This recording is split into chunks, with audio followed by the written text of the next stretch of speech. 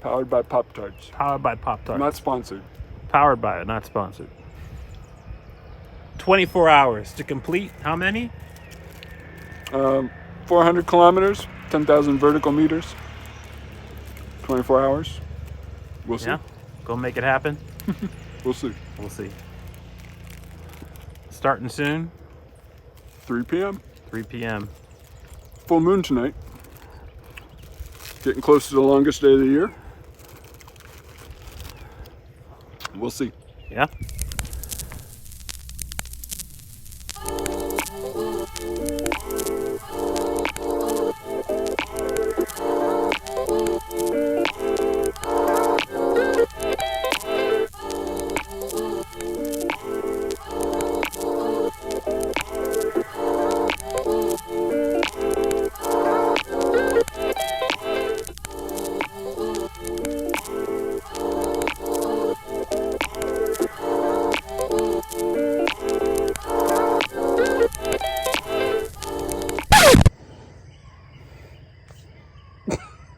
One of those. One of those.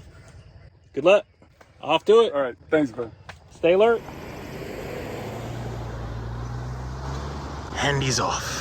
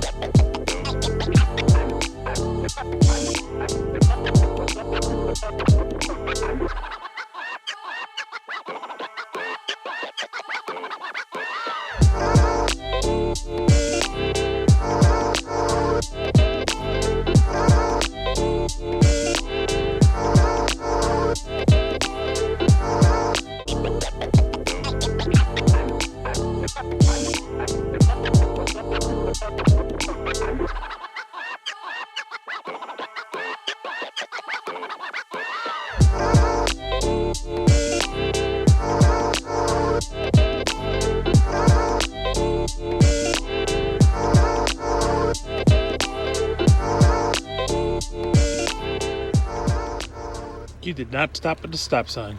Time for the lights. No, I have run many a stop sign.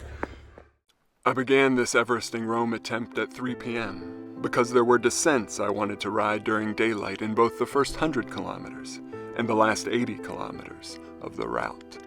5.5 hours in and just before sunset, I was pretty satisfied with how things were going. I like to think of a roam as a series of 100-kilometer bricks, and I was glad to be finished with the first one, since it held the most demanding meters per kilometer climbing density, being on a 20-pound aluminum bicycle from more than a dozen years ago, and not being a horse jockey-sized climber or a fast boy. Remaining on the move was critical, so I was most pleased with the just 4-minute and 27-second difference between ride time and total elapsed time. The barometric altimeter in my Wahoo Bolt was reading a little below the elevation gain estimated by STRAVA's route mapping. But that kind of variance is to be expected, and I'd planned for it. More on that near the finish.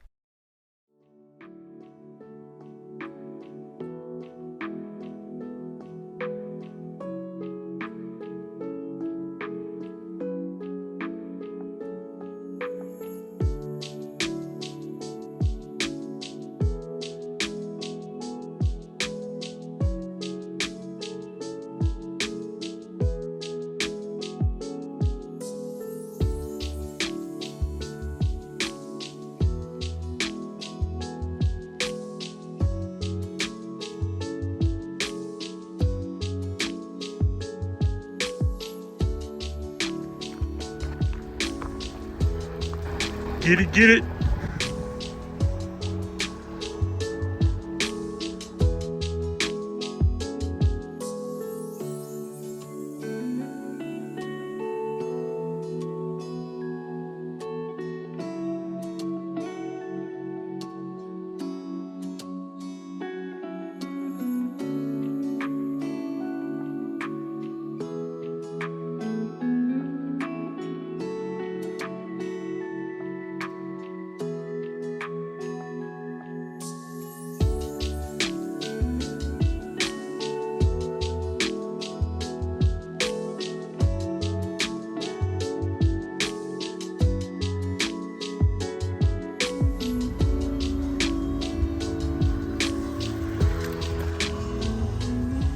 entered South Mountain ahead of schedule, but a considerable delay was in the making, one that was entirely my fault. I planned to run my Wahoo on its original charge until the top of a mountain known as Big Flat. I did not want the extra weight of an external battery in my jersey pocket. I identified the subsequent 30-kilometer combination of descent, flatland, and rollers as ideal terrain for charging the bike computer. But sometime after midnight, I changed its setting from no backlighting to 4 seconds of backlight. Then curiosity and boredom led me to frequently activate the screen, draining the battery faster than I realized. I did not notice the head unit die at 240, a few kilometers short of the recharge area. At this intersection, my route took me eastward 1 kilometer to the top of a ridge for an out and back that added 50 vertical meters. Then westward through the intersection and on to the Big Flat climb. The flyby shows the last GPS point before the Wahoo abruptly quit. My actual turnaround point is circled to the east. The second circle marks the spot where I realized the head unit was off and halted in a panicked state. My friend Jason, who supported the first half of the roam, put the bike computer on a fast-charging power bank. We anxiously held our breath, waiting to learn if the ride would be recovered or lost. When the Wahoo stirred to life, there it was. While the head unit was off roughly 3 kilometers and 100 vertical meters went uncounted. And the half hour lost more than doubled the discrepancy between ride time and total time. But by 10 after 3, I was moving again. During this roadside crisis, my brother Steve arrived on the scene, ready to take over Sherpa duties. Jason peeled off for a well-deserved rest, and Steve began his shift with a mid-climb push start.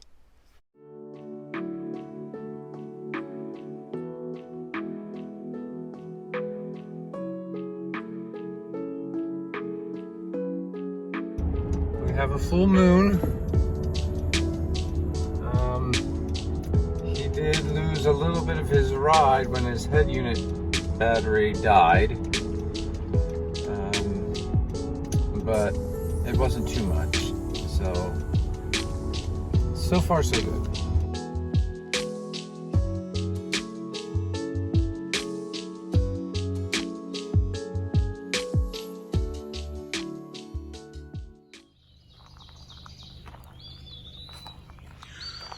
Oh, what a beautiful morning!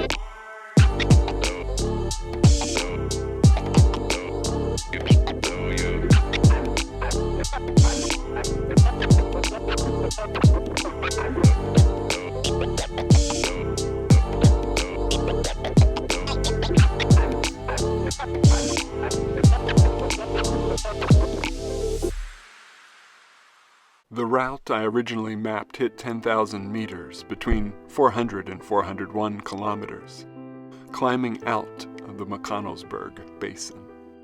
But my battery mishap cost a little distance and elevation, and the vertical meters on my Wahoo tracked a bit lower than pre-ride mapping. I was prepared for this. I did something I recommend to everyone.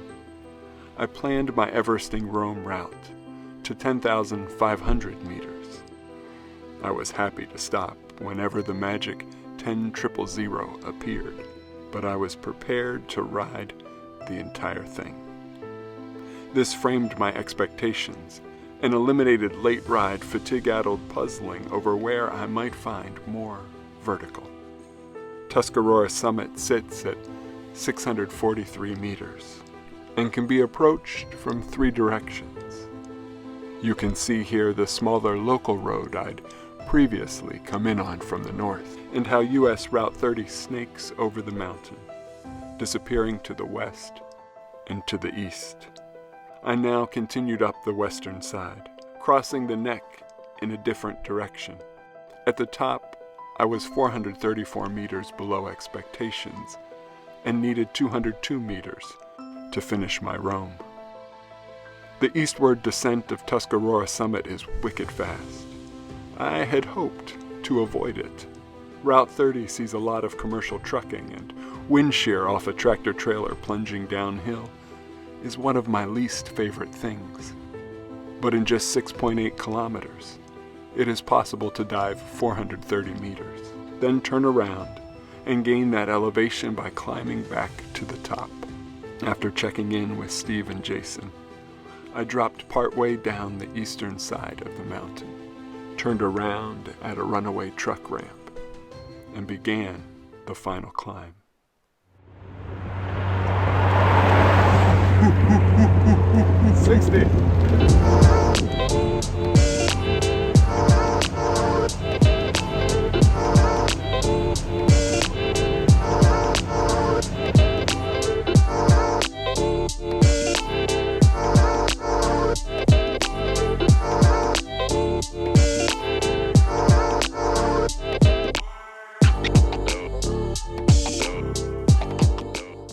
Well, now, tell us a story about how you made it all the way to the top of the hill.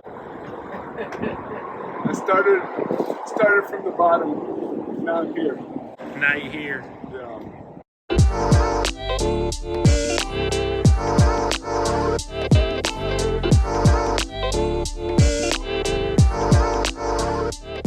I don't know how much I paid my stylist for this look. Wow. That's hilarious.